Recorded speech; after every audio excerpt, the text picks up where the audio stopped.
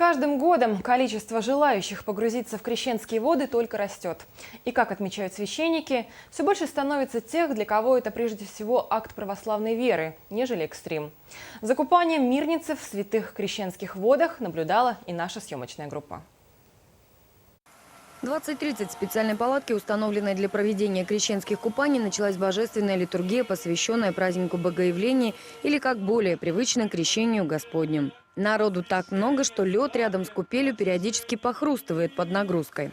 Но те, кто приезжает сюда постоянно, знают, что никакой угрозы эти звуки в себе не несут. После литургии напутственные слова благочинного.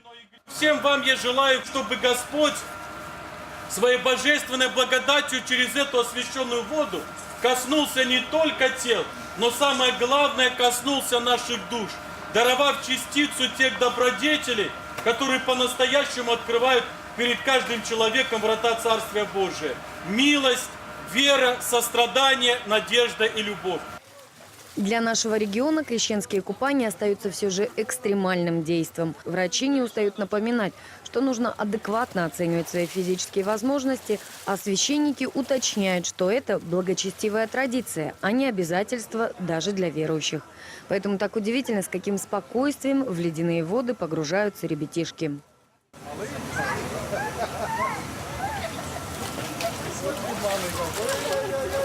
Первый раз были, конечно, такие ощущения, прям, в новинку все так щипает. Сейчас уже привык как-то, уже год закаляюсь.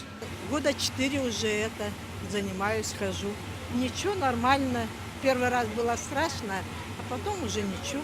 Канун и после крещения начинаются споры о том, нужно ли погружаться или нет, полезно это или вредно, экстрим это или проявление глубокой веры.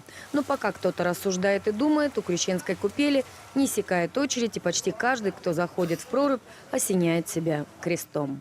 Раз, два, три. Все.